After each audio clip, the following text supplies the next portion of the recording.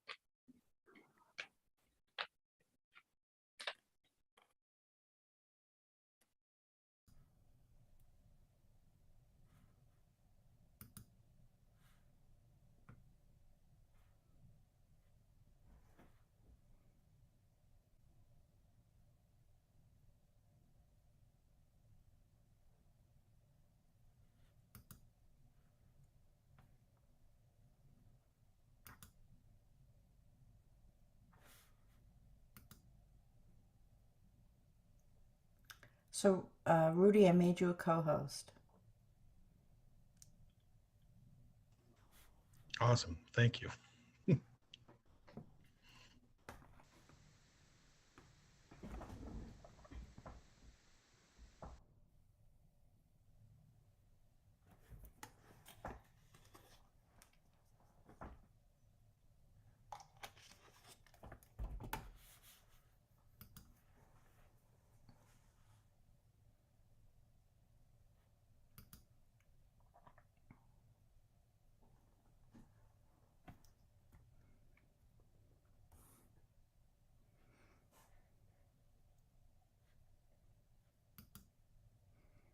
Were you able to share it to your page? I actually didn't even try. We're just going to do it after the fact. Okay. It'll be fun. Yeah.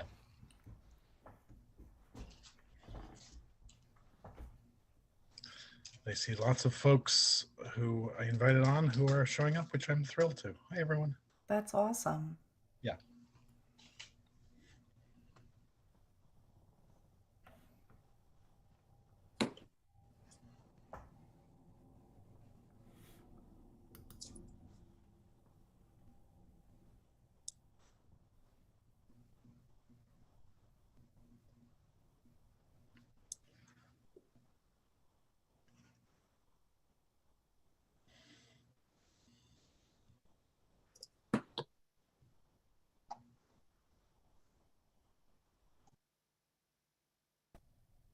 Recording in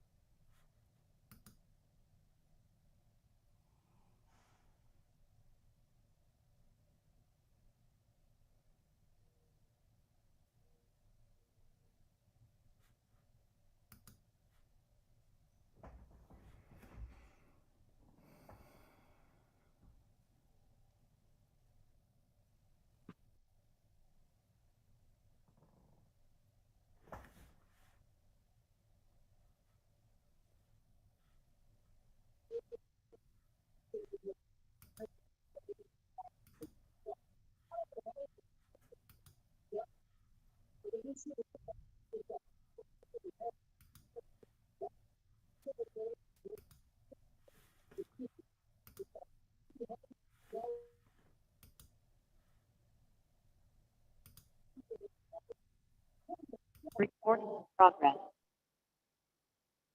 Okay.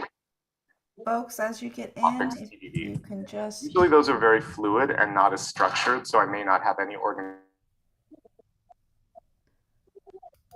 mute, admit.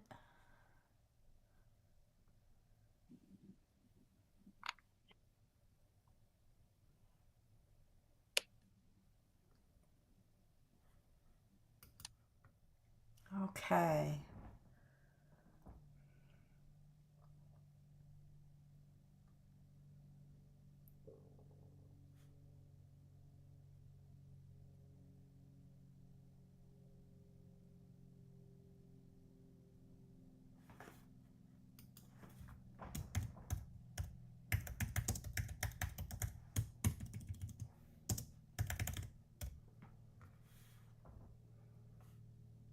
All right.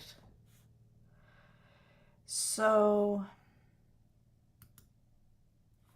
we're just hitting the 7 o'clock hour, and I like to start on time. So I'd like to start by welcoming everyone, and I'm sure we'll get a few other folks signing on. And be so kind as to mute yourselves so we can avoid any background noises. Of course, let's say a prayer that one of my critters, since I can't mute myself, doesn't have a hissy fit and start barking.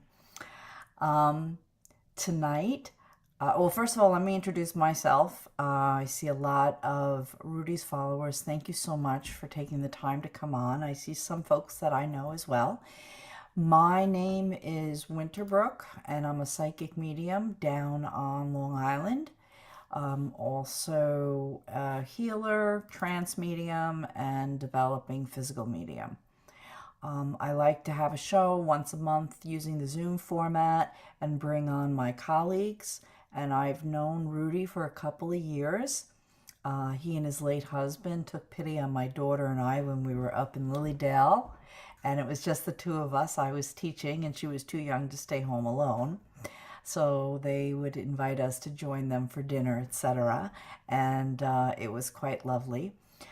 So we go back a few years, and I asked Rudy if he would be so kind as to come on, because I feel that right now we need a lot of healing, not only around the world, but I think individually to help shore us up, because most of us here are sensitives. That's what draws us to these topics, and we're getting bombasted, as they say, if that's an actual word, with all these energies and these crises. And, it's time that we need to learn self-healing techniques if we don't already know some. So Rudy was so kind and generous and said he would love to come on the show and not only talk about his own practice, but also share some techniques that you guys can walk away with and use in your own arsenal of healing techniques. So without further ado, welcome, Rudy. Hi, Winterbrook. Thanks for having me on. It's just great. Nice to reconnect in this way. Yes, it is. And this is the one thing I love about Zoom, because it doesn't matter that you're upstate and that I'm, 3 hours away down on Long Island. Right. So we can still connect this, and then everybody joining us can be in all different areas. Can you tell some of the folks here, let's do that. Can you tell some of the folks here some of your training and some of the techniques that you utilize in your own healing practice? Oh, sure. I'm very reluctant to my own work. I started life as a very hardcore skeptic, and I used to make fun of the kind of work that I'm currently doing because I thought it was bonkers. Turns out it is bonkers, but it's very effective bonkers. So I was raised by scientists, not grown in a lab, but almost. I spent a lot of time in labs as a kid. Rudy, can you just speak up a little bit? Oh, sure. All of my folks were scientists, so the scientific method was the thing that ruled the house, and it was the sensible, reliable way to tell what was good and useful from what was rubbish. So I actually started life as a professional dancer and professional magician. So I started them both when I was a kid, And I went on to wreck my back in a dance performance and ruin my dance career.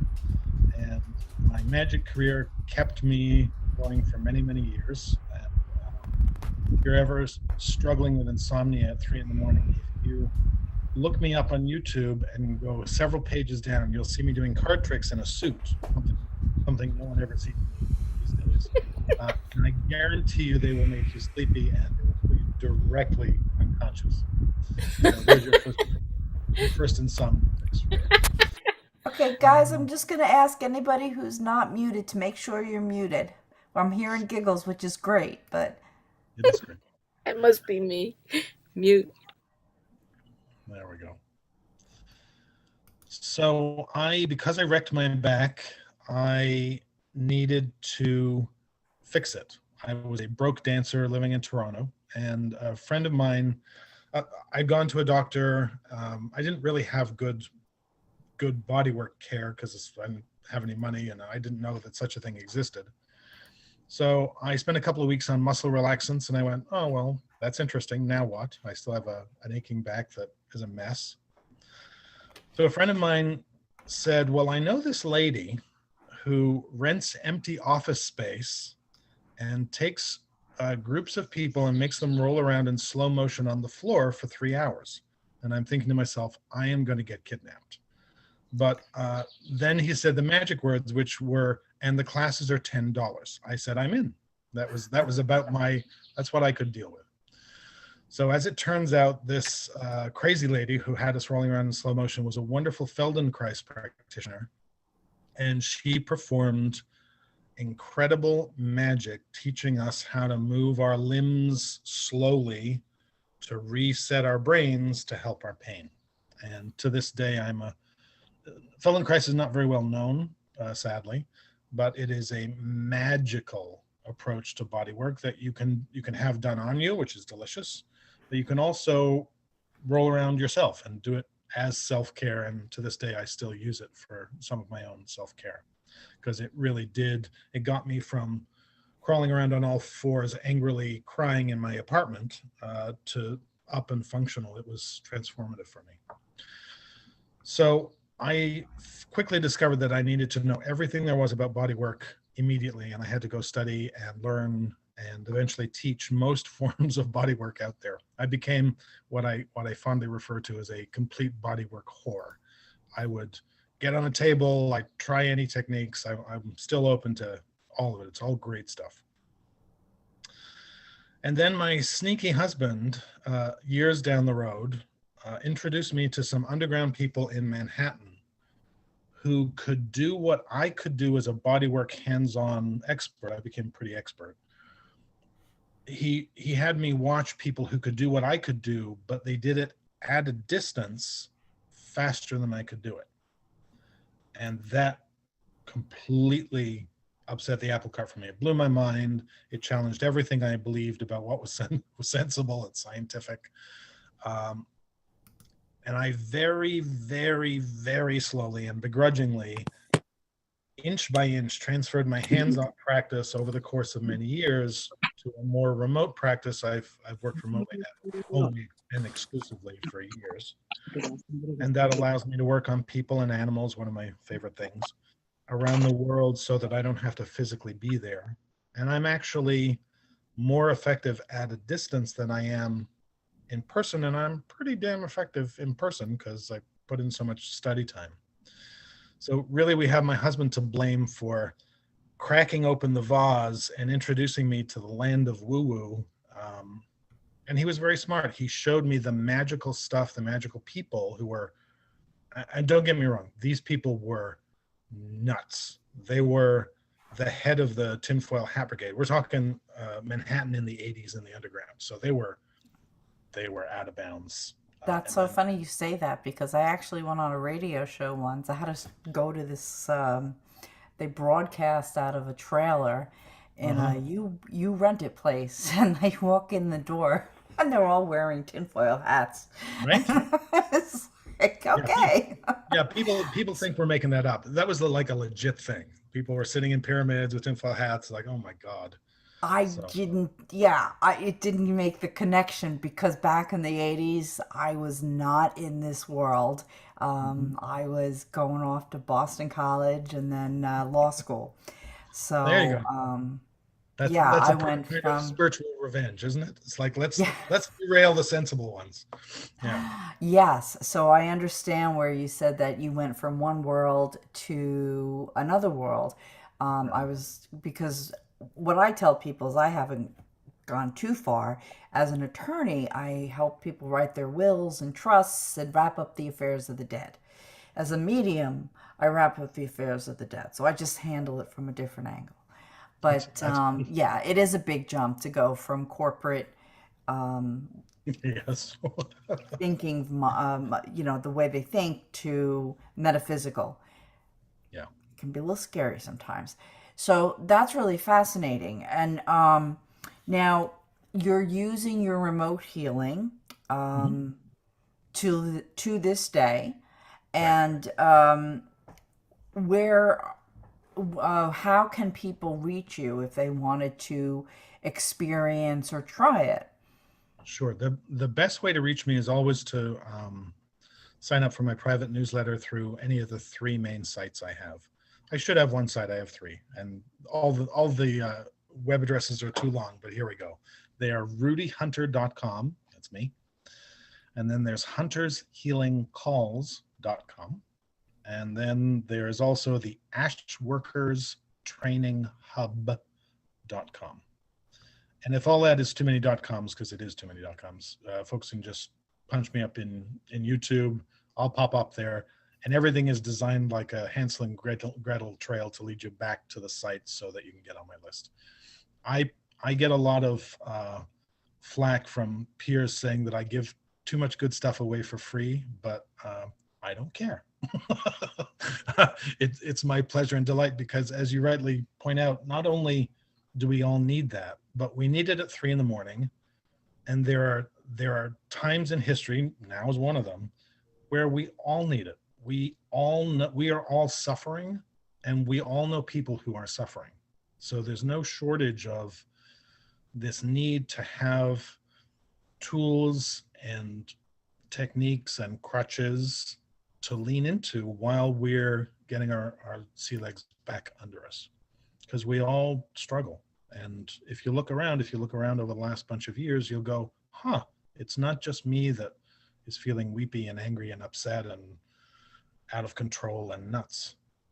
Oh, absolutely not. And I think, I do strongly believe in like attracts like, and everyone pretty much on this gathering tonight, I'm sure are sensitive to energy Mhm. or Yep. will become so. And it's just the energies are so rough right now. There's, They are. you know, just people are angrier. I'm noticing if I'm driving somewhere, I can't believe how angry people are and they're driving crazy. We got war going on, Yep. fears of all that. And those types of energies and emotions that are associated with them are so draining. Mhm. So you're right. We do need tools and techniques to help ourselves as energy beings.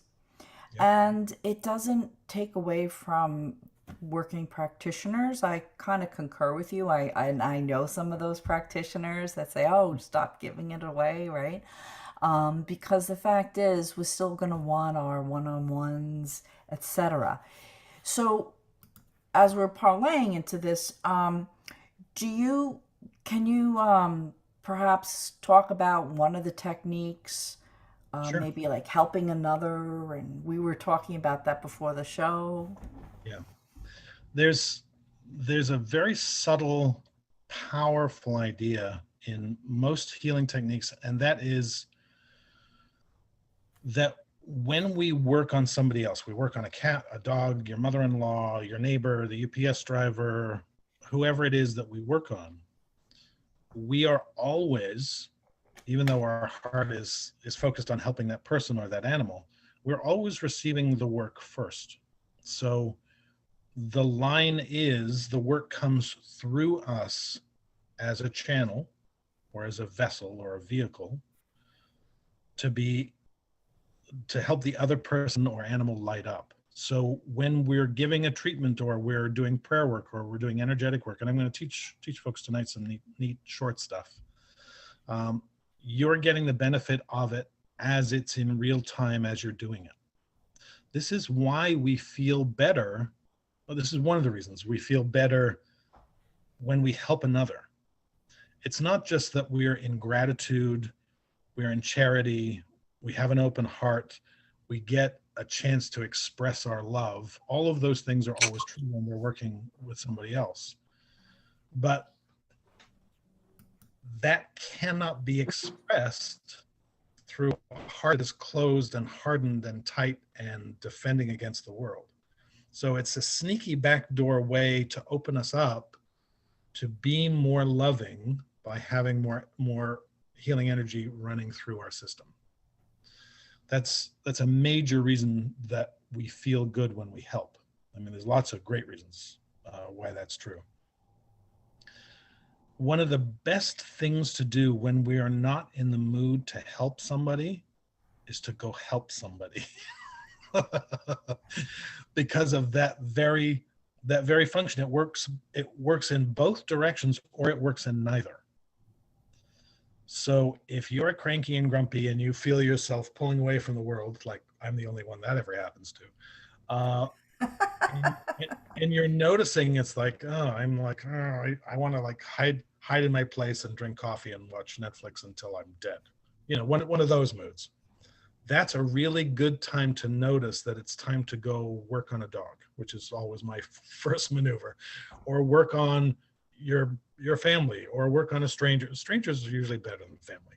Go work on a stranger. Go help somebody feel better. Do some prayer work, do some energy work for somebody who's asked for it.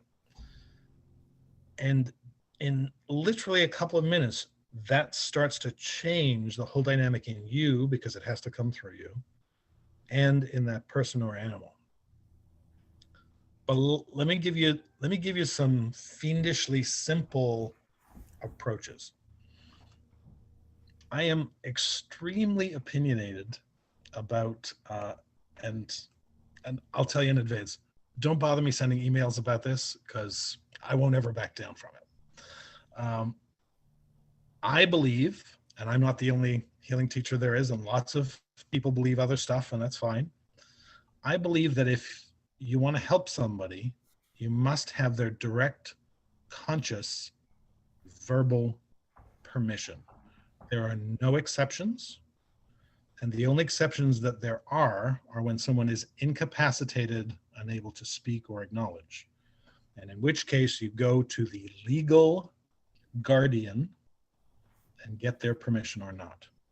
Those are my severe rules. They are not for everybody. So you can take them or leave them.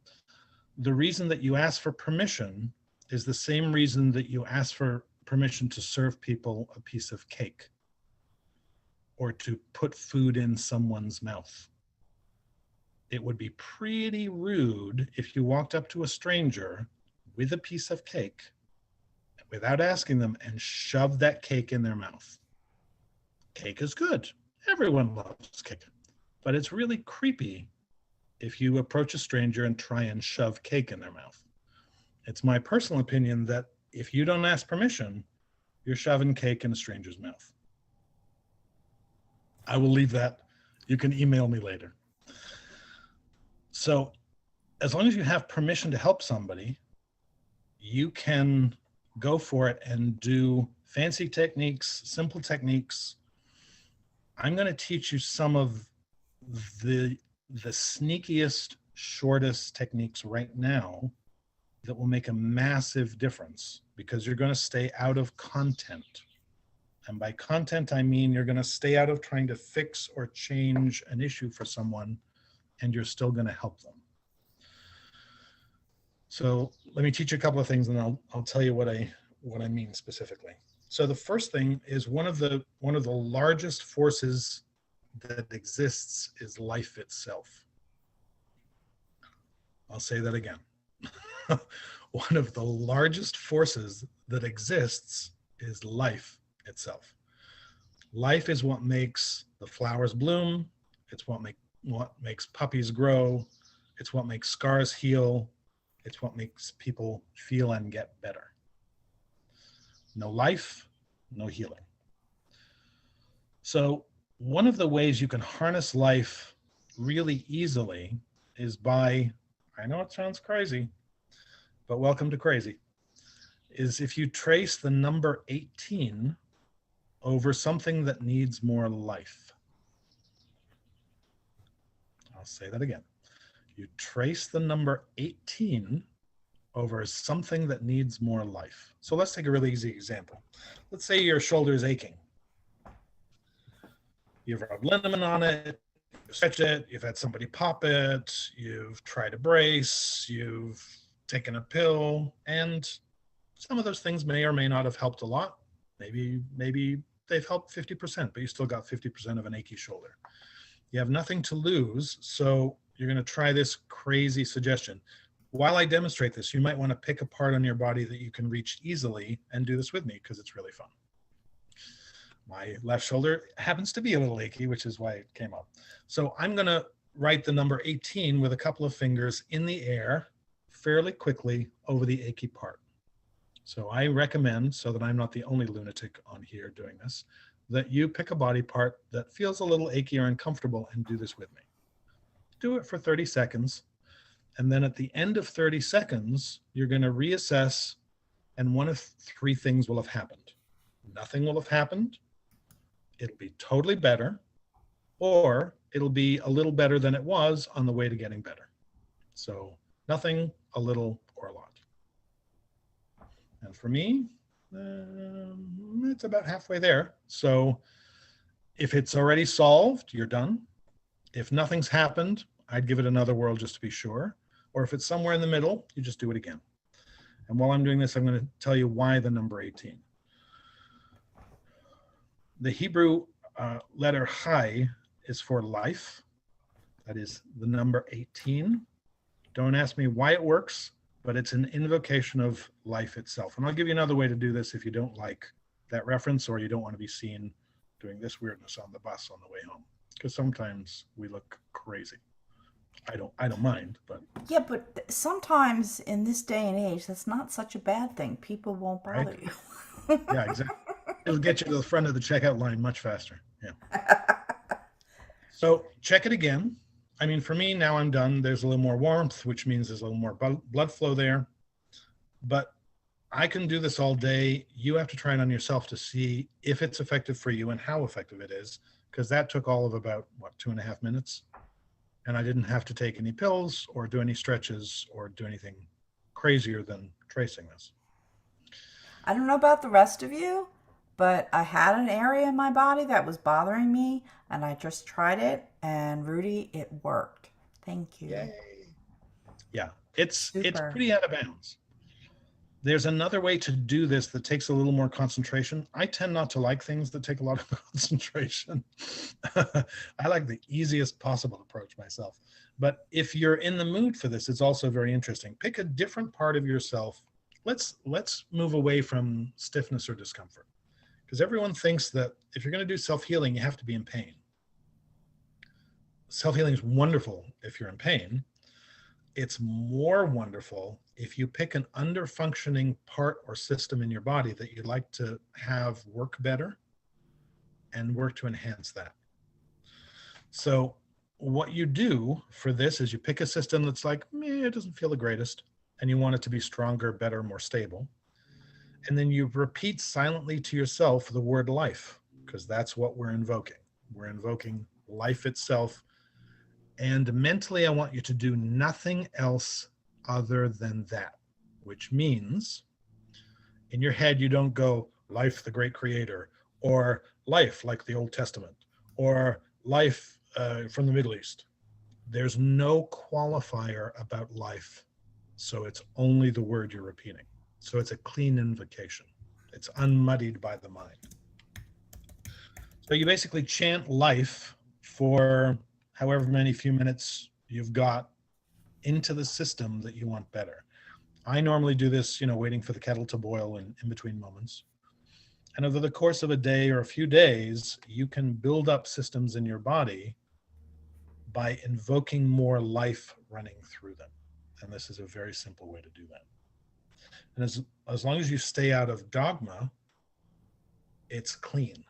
It doesn't get, as soon as you introduce any sort of content or dogma, you'll find you get very fast diminishing returns. It stops working well because you're trying to control the process. Rudy, just to take a segue here, take a break. We had a very good question in the chat. Is this effective? We were doing the number 18, or I guess you could use either one, with anxiety and or fear. Absolutely. There are one of the, Now, where would we, because we were doing it in an achy spot, we were focusing on a physical. So yes, where would somebody who, because I know I've been having anxiety because I can't get everything done, and I'm right. picking it up from my daughter who's a brand new doctor in Boston. Um, so where would we apply the 18 or focus the That's one chanting? of my specialties, is knowing where. So there are a couple of really good places that are fairly obvious and a few that are not so obvious. So the way to do this is to try them all, but you don't have to try them for weeks or for 10 minutes a piece. You'll know in the first few tracings whether you're feeling oomph, that's a technical term, or not. And you only want to spend time on the places that give you oomph.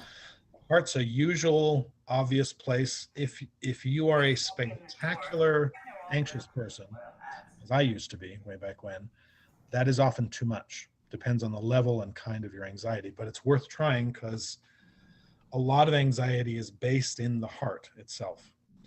So you try it. If it improves it, that's a great choice.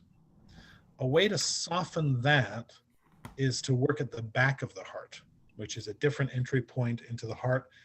And the easiest way to do that is throw a hand just over the back. Remember, you're doing this in the air anyway. So you can do it from the back of the heart, and that's off the body. Everything we're doing is off the body. That particular place off the body at the back of the heart is known as the human assemblage point. That is a rich, gooey center of all kinds of good things that you can control, manipulate, and change energetically. So that's a great place for anxiety.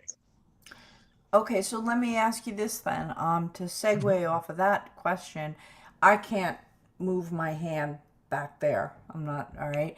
So can I visualize the Yes. 18 Yep. being on my back? So if somebody's not good with flexibility, they could visualize the number. Absolutely. The other thing they can do, and it looks the same as doing it over the front, you can do it over the front with the intention that it's entering into the back. I know it sounds like splitting hairs, but it's a different experience. So yeah, you can do all of those.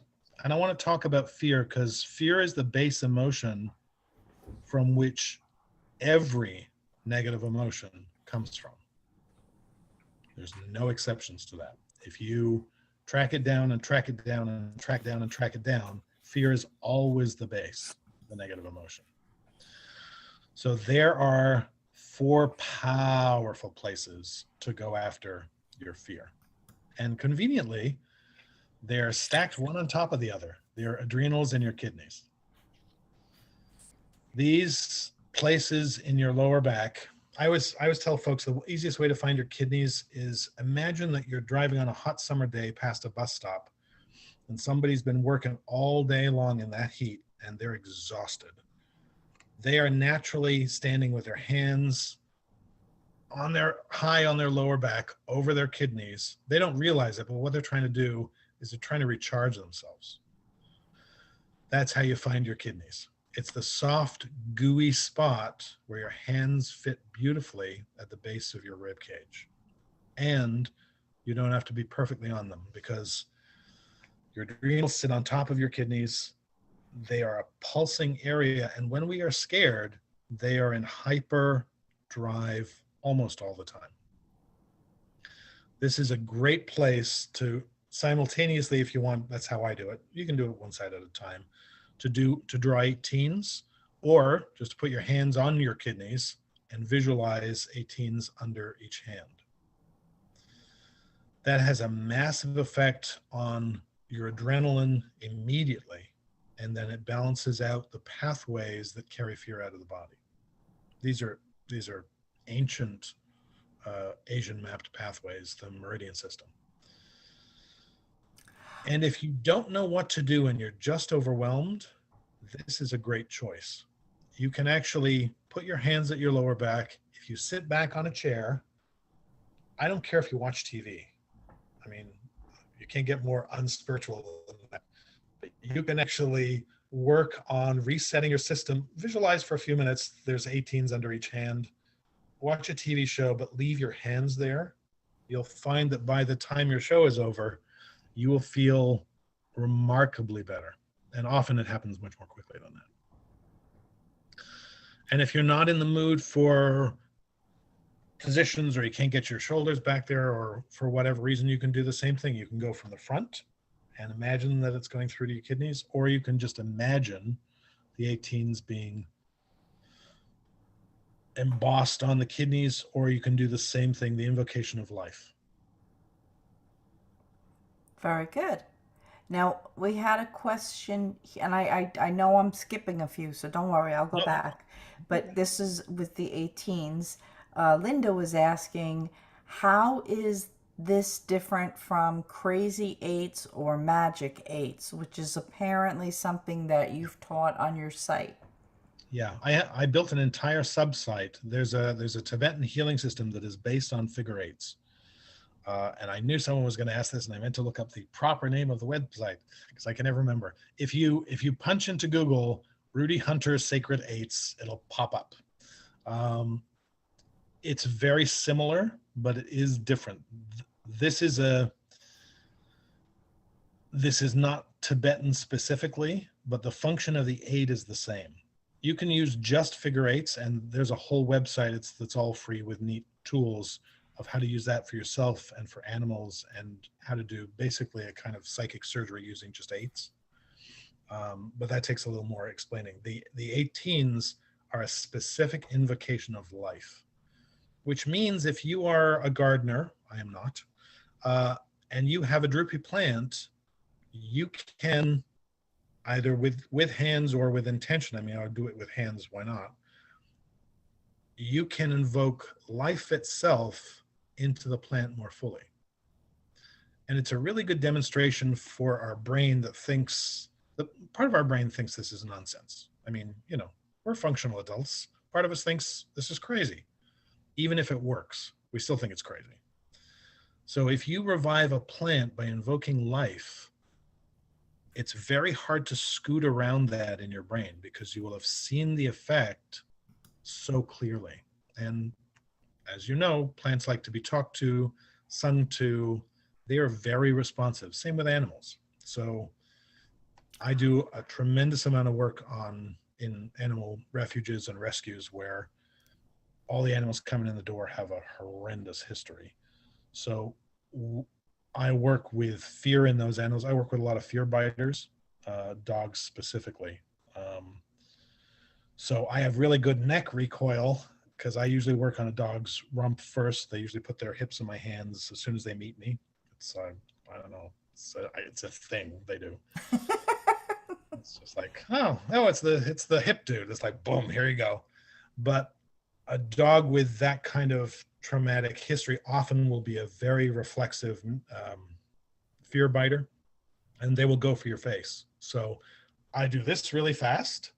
I've learned that over the years, but I will still stay engaged with the hips and the rump and work to get the fear out of their system as fast as possible, so that not only I can do more work with them, but all the handlers, all the vet techs, everybody at the refuge has a more pliable dog that isn't quite as tightly wired to take somebody's face off.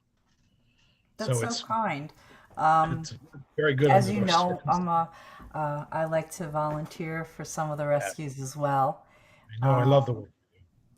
Yeah, so I have four little foster kittens staying in my home. I'm socializing them. So if anyone's looking for a kitten, Good. we got two tabbies, a orange and white boy, and a calico girl. But you don't just have the four in your house. How are you socializing with how many other animals you have? Oh, then I have my four personal cats, one of which I'm surprised. They usually come and join the Zoom programs. And then I see Terry shaking her head. Yeah, no, they're chilling somewhere. Two dogs. So we have 10 animals in my house right now. I never thought I'd see the day. Wow, those are my You know people. what? I did want to totally, before we get into the animals, somebody had asked this question. Um, can you use the figure 18, trace it over a legal document or some other situation that Yes. you wish to have resolved peacefully, quickly, and harmoniously? So, what a great question. The answer should be yes, right? It should clearly be yes. And here's the slippery slope about content. When I'm trying to make something happen, I'm trying to make something happen. The best work, and when you're invoking Chai, when you're invoking the 18s, all you're invoking is life itself, not life with a particular outcome. And it's so hard to tell people that it's not the highest choice because you're using an egg beater to try and build a table. It's a mismatch. There's nothing wrong with doing that over a legal document if Uh-oh. Rudy froze.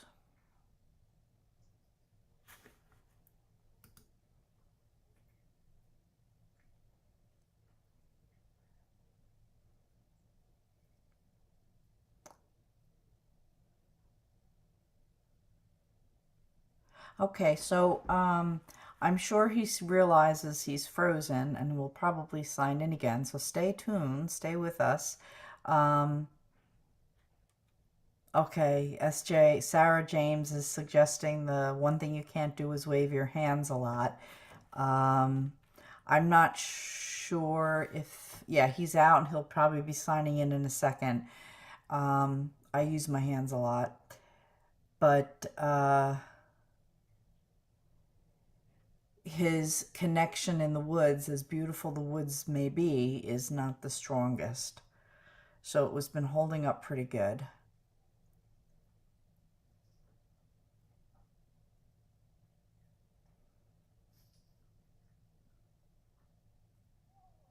So while we're waiting for him to sign on, I'll take the opportunity to let everybody know um, July 15th, that's next Friday, a colleague of mine, Heidi Hayden, North Carolina, who's an animal communicator, and also spirit communicators, and I are going to be doing a online demonstration of spirit and animal communication. It's only $20. All the money's going to the charity, which is the North Fork Country Kids Rescue, and they are the organization that I'm presently fostering kittens for. They've got very large vet bills to pay. It's kitten season. I think they're handling 63 or 64 kittens right now in house looking for homes. Um, Now, how do we sign up? If you go to my either my Facebook page, Winterbrook Ryan, or you go to my website, winterbrookmedium.com. There's a services page, book and pay page, and scroll to the bottom, and you'll see a link for PayPal. And you can either use a credit card or PayPal. And it's $20. As I said, we're keeping it inexpensive. All the money's going to the charity, and it'll be next Friday evening at 7 p.m. The flyer is also on my website, my Facebook page. Waiting on, I'm sure Rudy is trying to get himself back on.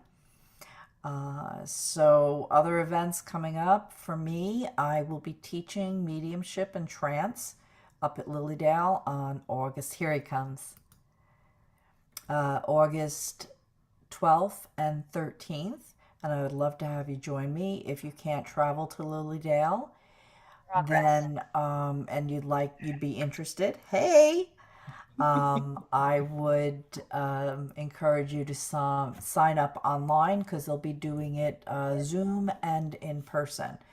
So I'm gonna put Rudy back as a co-host and get him back up on the corner. Okay, Rudy, you're back on. I was just Hey, everybody. entertaining them, telling them about the fundraiser. Good. For the rescue? Yes, and then Good. my dates at Lilydale. Awesome. Yeah, please go see Winterbrook. Get on a list. Make sure that you just stay connected. She's pretty amazing. She's awesome. Yeah, so welcome back from country living, of course. It's you start talking woo-woo, the lights flash, and like, boom, you're out. Okay, back in. So we get better results for ourselves and other people if we stay out of as much content as possible. That's a great example. We also get the best results if we are as detached as humanly possible, which always sounds impossible if we're trying to work on ourselves. You know, you want your shoulder to fix up and be better. How are you supposed to be not attached? Because, you know, you got grocery bags to lift and you got to get stuff out of a cupboard. It's your shoulder, right? One of the workarounds for that is delicious fun is work with a buddy. The buddy works on your stuff, you work on the buddy stuff. So you're detached. Nobody wants to do this because they think they can do it all themselves. You can do it all yourself, but it's way easier if you ask for help. That's one of the other I should be the one to lecture about this. Some of us are more stubborn than others and resist getting help for decades. But when we ask, we open. And when we're open, more life flows through us, more blood flows through us, more healing flows through us. We have amazing stuff happen. We also get to help our friend who's maybe you just want to have your friend watch this, or you can teach them the 18 thing and say, you know, just do this crazy thing. It can be that simple. You can do it with a neighbor. You can do it with somebody who's interested. And thanks to the modern world, we can do it with people across the world, you know, and across time zones. It's awesome. We can do it on our phones with people. We can web chat and go, okay, I need you to work on my shoulder. They do their thing. And then you say, well, what do you got? And they say, oh, I want you to work on my, my ankle. It's bugging me. You do that. And in a few minutes, you've both opened, you've both helped each other, you both received by giving. That's when two or more are gathered. That's magnificent structuring of very focused healing energy. So it's worth doing. And nowadays we can do it really simply. Yes, and I read in a book, one of the books I've read, of many, the author was making a point that sometimes it is more divine to be the beggar. You know, who's more divine, the man that begs for the money or the person that gives it, or who's more charitable? And the author said it's the one that begs, because they give the opportunity to the one that's going to give the coin to Sometimes. elevate their soul through an act of kindness. Yeah. So it's very important that you ask others for help and give them the opportunity to elevate themselves. And it's also brutal when we're at home alone trying to work on our stuff and we're trying to mentally be client and practitioner. and we just knot ourselves up because it's so, it takes immense skill and the ability to really disconnect in order to be effective in both those roles for yourself. So one of my mentors, he was the fellow who developed Touch for Health, sort of the granddaddy of all muscle testing systems, Dr. John Thie. I learned a ton from him. I got to study directly with him for about 100 hours before he passed, and he was an amazing teacher. I learned that one of the things he loved the best, and I was really puzzled by it until he explained it, he loved to get body work from beginner students more than any of the other fancy students he taught in the higher levels of his work. And he had some pretty impressive work and pretty impressive students, but he always would go to a newbie to get work done. And I was like, but don't they miss points? Don't they do this wrong? Aren't they like approximate? He said, yeah, all of those things. But he said, you can't buy that level of enthusiasm and engagement. He said, that's real healing desire. And I was like, oh, I get it. Okay. So something I always remember of some of the many things I remember about him, but I do the same thing. When I'm training people, I love to ask for help from newbies, because newbies walk in with beginner mind or a crap load of other stuff stuffed in their head that is irrelevant to what I'm teaching them anyway. So it's pretty much beginner's mind too. And they're just focused on wanting to help. It's like when your puppy wants to come and snuggle with you. They just want to snuggle with you. Same thing with a person with new skills. They just want to try it out and see what happens. And there's a great, there's a beautiful kind of innocence in that, and a purity, and the purity is palpable. It's kind of amazing. Absolutely. I definitely agree with you, at least with the perception of when I have beginner students in mediumship. Mm-hmm. I always tell them when they make their first link with the on the other side and they get a couple pieces, I do the football dance. I literally do. I dance around in the class. Well, no, maybe not now that we're on Zoom, but when I Nice. teach in person. So, and the enthusiasm of a beginner is infectious, Right. you know, We and have to that just remind kind of ourselves, flows back. the more we learn, the more we have to forget before we go work. I just want to show up and be with you. That's 85% of what's going to make something happen. So if we're working on, my practice is, I'm nobody's first call. I'm usually third from the last on the call list. So I don't generally have, well, uh, everything that I work with, I work with a bunch of subgroups that are really important to me. I work with sexual abuse survivors. I work with veterans. I work with a lot of trauma and PTSD. I work with animals. And everything else that folks show up with is always chronic, because they've tried everything, or they think they've tried everything, and they've made some progress, and then the progress is stalled out, and then they eventually make their way to me.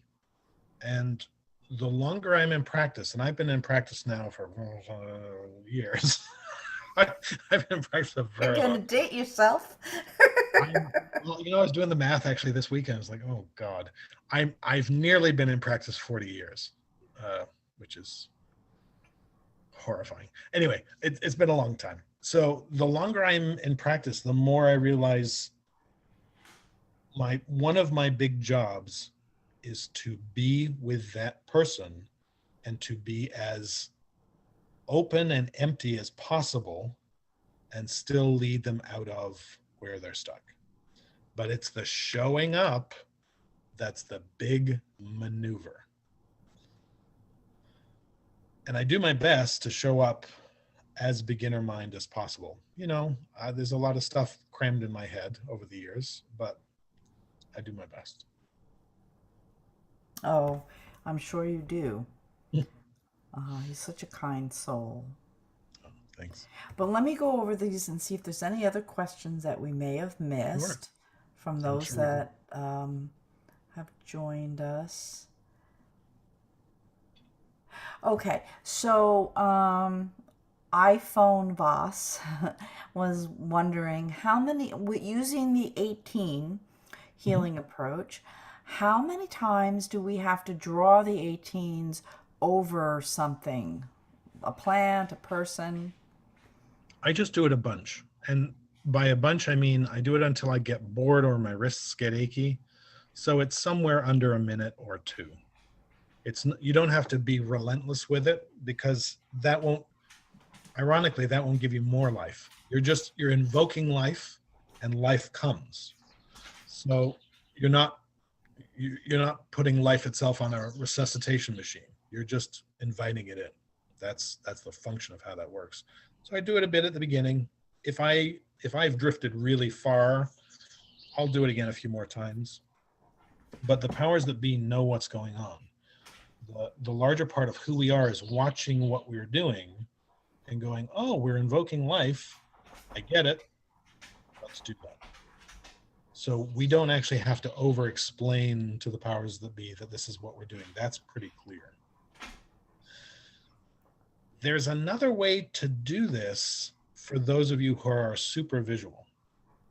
You might want to find a system in the body, and if systems in the body are your cup of tea, you might not like this. There are a couple of systems in the body that I use a lot because I track their flow in the animals I work on and the people I work on. I will routinely track blood and lymphatic fluid, and sometimes the meridian system. So if those speak to you, you can invoke life itself. I mean, I usually go for the blood directly. No blood, no life.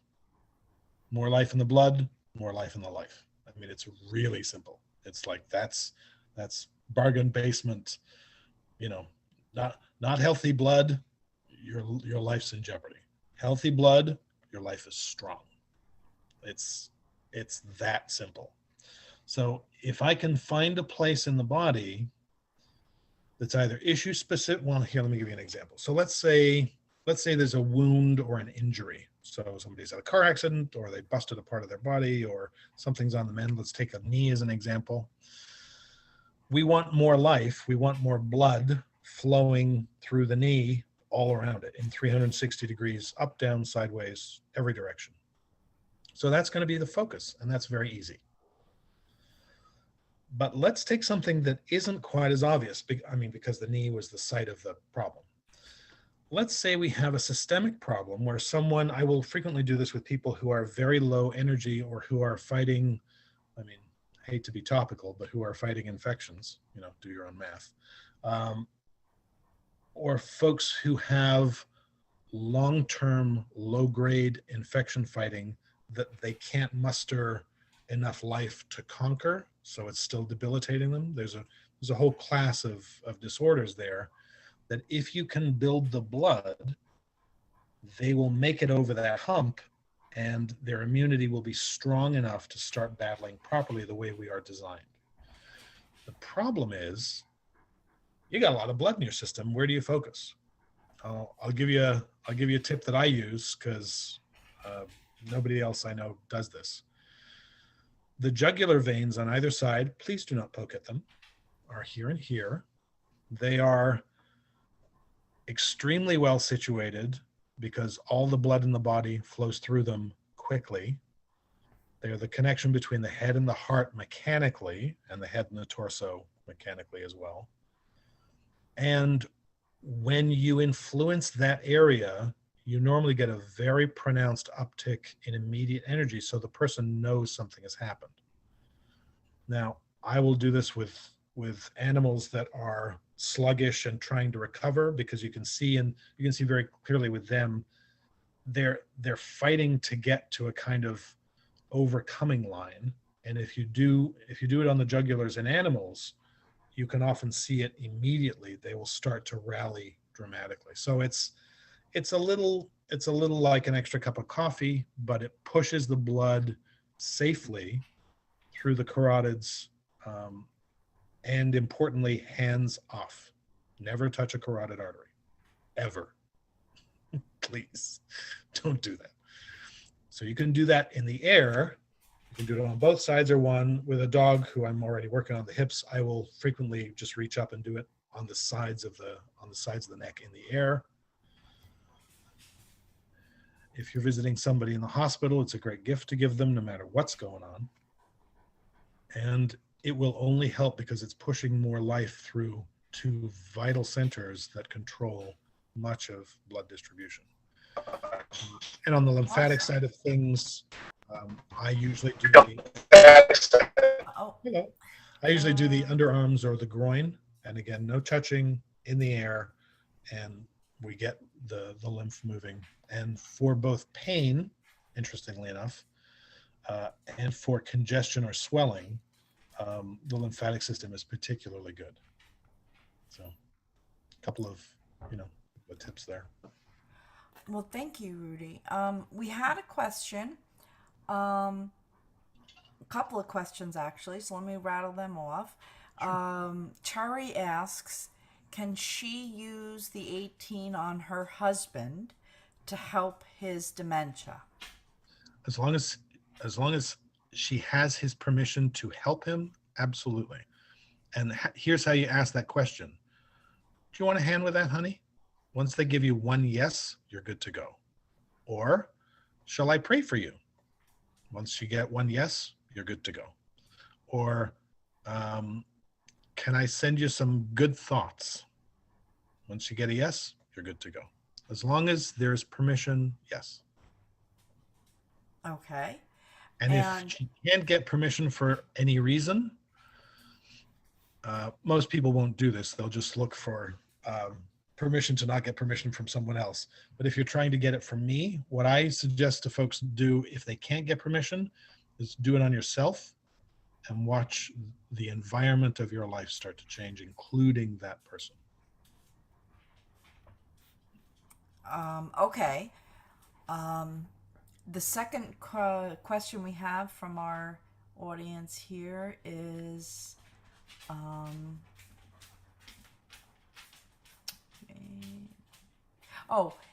how can we use this to lose weight?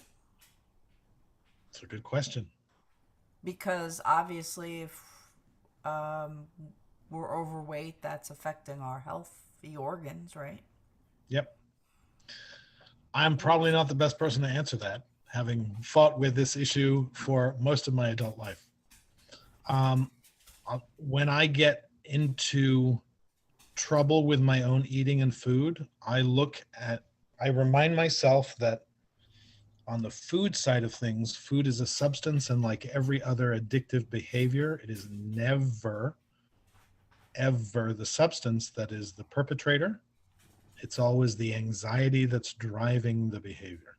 So I will do work for myself on anxiety. That's very helpful. For some folks who are allergic overweight, which is a real thing, they're eating foods that they crave and enjoy and are death-defying allergic to. I usually put those folks on a very irritating 10-day cyclical eating program so they can find out what is the poison that they're ingesting 3 times a day that they can't live without that is making them toxic. And then work on the cravings for, there's Kitty. Work on the cravings for We can't have one of these shows without him making an appearance. Oh. What is his name? This is Rumi. No. Personal hero. Good. You know why he's named Rumi? No. I was going to actually name him Odin to go with his older sister. And Tony Stockwell, our mutual friend, was having a Rumi phase, and he was sending out thoughts of Rumi. And I picked it up, and I said, Spirit wants me to name my new cat Rumi. Okay. Right. So if I hadn't overheard Tony halfway around the world, the cat would be named Odin. But anyway. Rudy, we have a question. How about, which actually goes into the weight question, because some of us, myself included, is this have the menopause this question? Little thing called menopause. Right. So menopause is a gigantic term for a whole bunch of natural things that happen. So there are 25 different parts to this. It depends what's out of order, doesn't it? For some folks, there are so many symptomatic expressions. We could chase those round and round and round.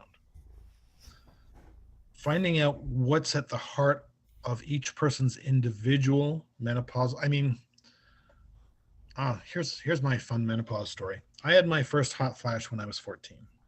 I've had hot flashes my entire life. And when someone tells me, they're up at 3 times a night changing the sheets, I did many years of that myself. So I know, I'm kidding. I know bits and pieces of all of that.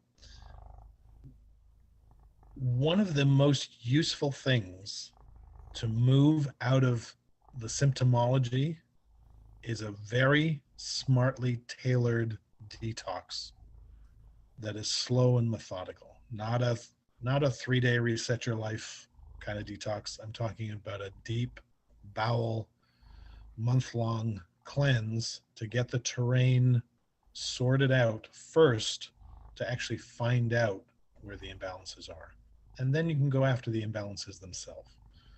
But it's such a broad topic that it's also unique to everyone. So it's a very hard thing to answer broadly. Okay, because it is a huge factor in weight gain for women that Yes. are going through it, and with the hormonal changes. So, Yeah. but okay, so that one we have to you do more of a in-depth study. It's so funny. And I have to laugh because you're only the second fellow I've heard say had hot flashes. The first was my ex-boyfriend who sat in class with me, because he was very empathic and he was learning to do healing, and he kept picking up other people's experiences. And he was sitting next to a woman going through menopause, and we'd be in the middle of the meditation and she'd have a hot flash and he'd experience it. Oh yeah. So you're only the second man I've heard say they've had hot flashes. So that's interesting. Yes. We all get certain gifts coming in. So. So anyway, but we're getting to the close of the hour. Listen, Rumi really wants to be on camera. He does. Usually when I do these things, he's hanging around with my classes. And then on Tony's, once on Tony's class, he joined the class and he hung upside down from the top of the roll top. So you just see this little cat's ears upside down. It was pretty funny. Could you please repeat your websites for everyone? Yep. So the 3 are rudyhunter.com, huntershealingcalls.com, and the ashworkerstrainинghub.com. And folks can also just go to YouTube, punch me in, and it'll lead back to the sites. If you get on the private newsletter, that keeps you in the information loop for absolutely everything that's coming down the pipe. So awesome. And Rudy, are the 3 websites connected? Like if they can't remember, but they can remember yes. rudyhunter.com? Yeah, they it's can built just like go a treasure there map. and They're built so that you'll get everywhere eventually. awesome. So I want to thank you for coming on tonight. I want to thank everyone that joined us. Yeah, thanks. I'm not doing any shows for August. This, if you've missed it or you want to rewatch it or you want to share it, it will be posted on Rudy's YouTube channel after a couple days. And it's also going to be on my YouTube channel, Winterbrook Psychic Medium, if you want to rewatch it. I invite those of you that are not familiar with me to check out my website, Winterbrook Medium. I have a lot of content. I have photographs up there. I have videos, snippets of me working, doing mediumship, or me sitting for transfiguration, which is kind of fun. It's a form of physical mediumship. It's very cool. And I invite you all to join me on September 20th, 2 o'clock. My co host, Mari, the medium, is with me, and we'll be interviewing Sandra Ingham from the UK, who is a world renowned psychic artist. And Sandy and I have worked a few times together. And I'm so glad everyone came tonight. I wish you a beautiful and rest of your summer. And Rudy, I will be speaking with you again. And Delight. thank you so Thanks. much. This was so informative. Really, really informative. So God bless everyone Thanks. and have a great night. Thanks, everyone.